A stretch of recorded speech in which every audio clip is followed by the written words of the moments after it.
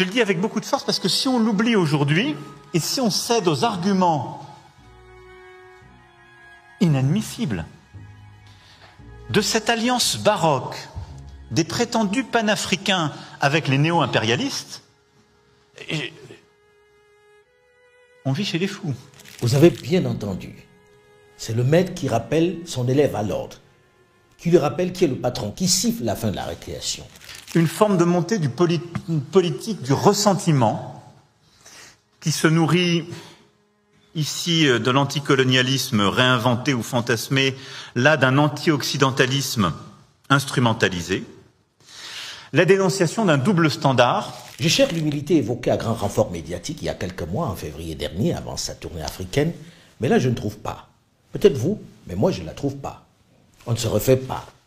Et c'est justement ce que les Africains en général, et les jeunes en particulier, ont du mal à accepter. Ils n'acceptent plus qu'on leur parle comme on le faisait avec leurs parents. Ce qu'ils demandent, c'est juste du respect, moins d'arrogance. Parce qu'en fait, il faudrait produire local maintenant, même quand ce sont des putschistes. Avait-il besoin d'ajouter cette petite phrase qui trahit sa pensée, qui montre bien ce qu'il pense de la volonté affichée des Africains de produire localement? Au moins, c'est ce qu'il en pense. Pour produire local, il n'est pas fan. Il n'y croit pas. Sauf que l'avenir des Africains passe par là. Même si la production locale des putschistes semble être ce qu'ils notent pour le moment. Il y a des moments où on se pince pour s'assurer que ce qu'on a entendu est réel.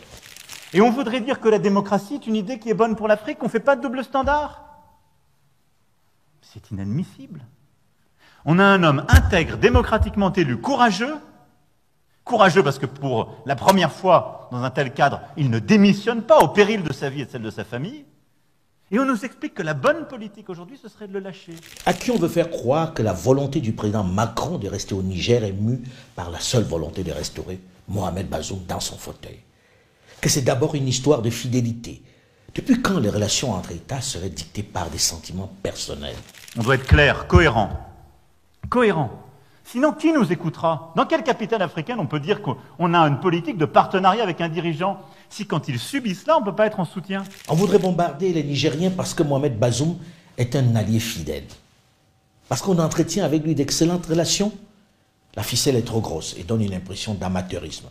Chacun sait que la volonté de rester sur place n'est pas motivée par un quelconque sentiment d'amitié avec le président déchu. Il ne faut pas mentir. On ment quand on laisse croire aux gens qu'on veut aller au Niger pour réinstaller Bazoum dans un fauteuil démocratique. Mais c'est faux. C'est pas pour ça qu'on va. C'est pas pour ça qu'on va. On est pistonné par derrière. Pistonné par derrière pour aller faire un coup pour l'uranium, le gaz, le pétrole, etc. Il ne faut pas mentir. La France avait fait du Niger la base principale, je dirais même unique, de ses opérations militaires au Sahel. L'avenir des 1500 militaires qui y sont déployés est aussi remis en question. La rhétorique anti-française prend de l'ampleur et tous les accords de coopération militaire signés entre la France et le Niger depuis 1977 ont été dénoncés, ce qui revient à exiger leur départ du pays. Pour l'instant, la question n'est pas posée, mais elle pourrait l'être à court moyen terme, en dépit d'un début de pourrissement de la situation, comme on peut le voir pour l'instant. Est-ce que cela justifie le fait que l'on veuille mettre un pays à sac pour y rester? Est-ce que la diplomatie se résume désormais à des opérations militaires? Dès qu'il y a une contrariété, on sort l'armée. Que non seulement aujourd'hui nous nous voyons évincés d'Afrique, mais nous perdons contact avec le Sud qui devient un élément dominant du jeu mondial. Nous avons choisi de nous occidentaliser depuis Nicolas Sarkozy, depuis 2007. Nous n'avons pas poursuivi dans la voie qu'avait initié Jacques Chirac, ou continué Jacques Chirac, de liens extrêmement forts avec le Sud dans le cadre d'une politique arabe, d'une politique africaine, d'une politique vis-à-vis de l'Amérique latine, d'une politique généreuse en matière de taxes financières. Tout ceci s'est arrêté par à la fois le retour dans le temps et la France, au moment où les autres pays occidentaux se rendaient compte que la politique d'intervention militaire était une erreur, eh bien nous avons continué. Il n'y a aucune raison que la présence française en Afrique demain soit militarisée. On ne peut pas être la seule puissance au monde qui n'aurait plus de politique en Afrique. Ça serait grotesque. On ne va pas passer d'un extrême à l'autre. Mais il n'y a pas de raison que ce soit sous cette forme militaire. Donc il faut tout remettre à plat. Le pire, c'est de se durcir, de camper sur sa position, d'être convaincu qu'on a raison. Beaucoup des erreurs que nous avons commises dans cette région depuis 2013 sont dues à l'incapacité à ouvrir les yeux et ouvrir les oreilles sur des réalités que nous comprenions mal. Autre chose qui m'a également interpellé dans le discours du président Macron aux ambassadeurs, c'est cette petite phrase faussement sibylline.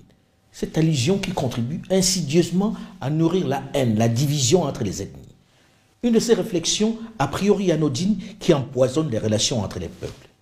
Technique utilisée depuis des décennies pour diviser.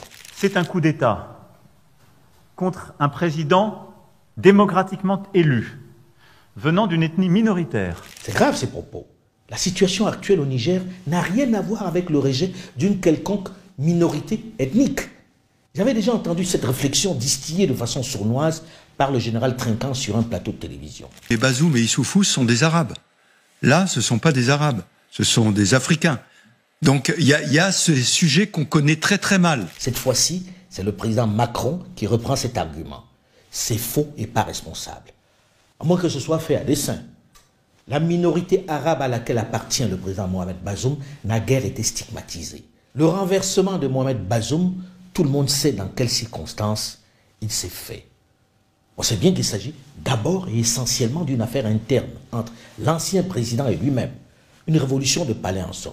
Que le 27 juillet, donc il y avait un conseil des ministres qui était prévu, et ce conseil des ministres, il devait se pencher sur la création de cette nouvelle société baptisée Pétro-Niger. Alors c'est quoi Pétro-Niger? C'est une société qui devait s'occuper en gros de l'exportation des nouveaux produits pétroliers du Niger. Il y a des chiffres qui sont donnés, il y a eu des auditeurs externes qui ont travaillé sur la SONIDEP, qui estiment que la fraude coûtait environ 50 à 70 millions de dollars par an à l'État du Niger. Donc ce qui est assez énorme pour le budget nigérien.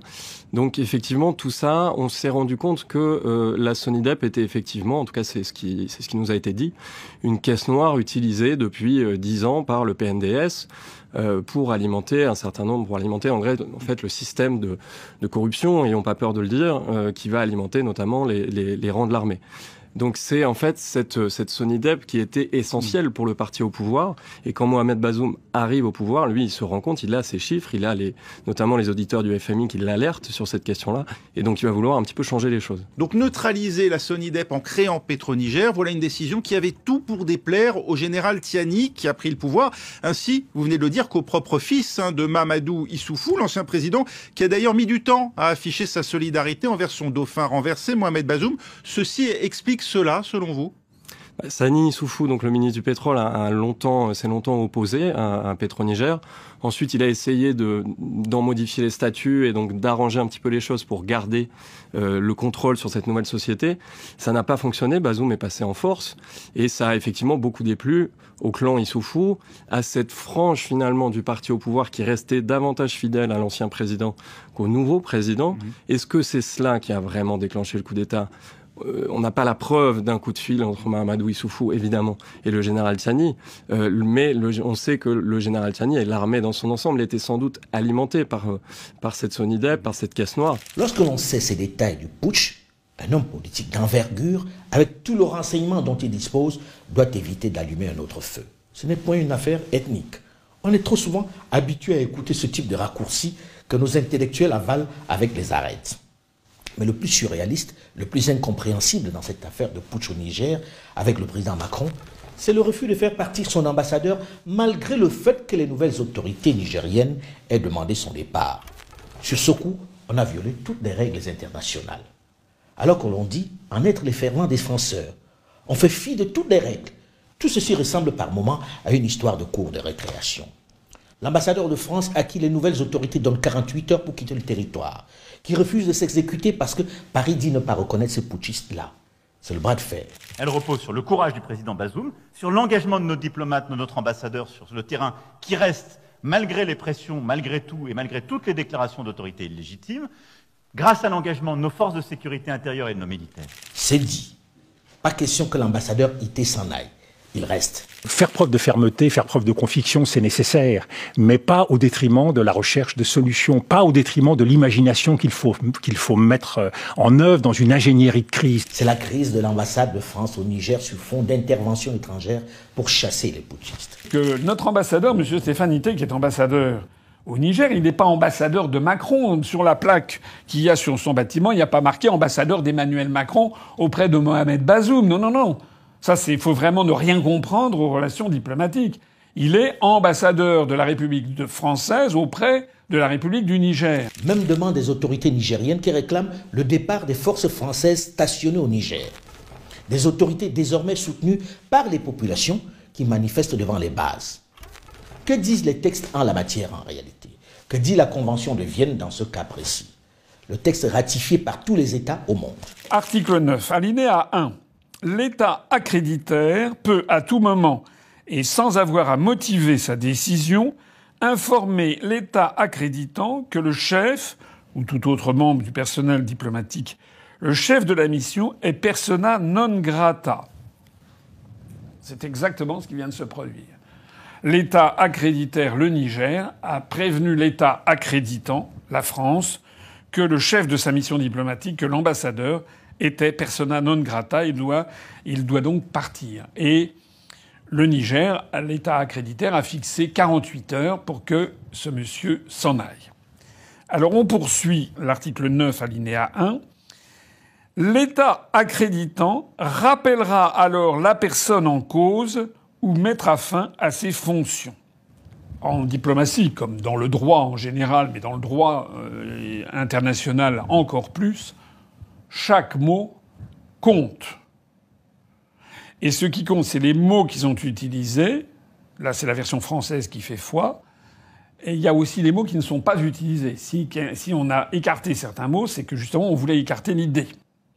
Donc là, lorsqu'il est écrit « L'État accréditant rappellera alors la personne en cause », ça ne laisse aucun doute sur la marche à suivre. C'est-à-dire qu'à partir du moment où l'État accréditaire a déclaré que l'ambassadeur était persona non grata, l'État accréditant doit obéir, doit obtempérer, il doit rappeler la personne en cause. Voilà ce que disent les textes. Mais si, comme c'est le cas, l'ambassadeur ou le diplomate refuse de partir, que prévoit le texte? Alinéa 2. Si l'État accréditant refuse d'exécuter, c'est exactement ce qui se passe. La France, en tant qu'État accréditant, refuse d'exécuter l'obligation qui lui incombe au terme du paragraphe 1 du présent article, c'est-à-dire l'obligation de rappeler son ambassadeur puisqu'il a été déclaré persona non grata. Alors lisez bien ça. L'État accréditaire peut refuser, là il y a marqué peut, ça n'est pas obligatoire, mais peut refuser de reconnaître à la personne en cause la qualité de membre de la mission diplomatique. Donc chaque mot compte. Ça veut dire quoi? Ça veut dire que dans le cas d'espèce, si l'État accréditant la France refuse de rappeler son ambassadeur alors qu'il a été déclaré persona non grata, l'État accréditaire, c'est-à-dire le Niger, peut considérer que l'ambassadeur ne fait plus partie de la mission diplomatique. Il a le droit de le faire. C'est dans le droit international positif.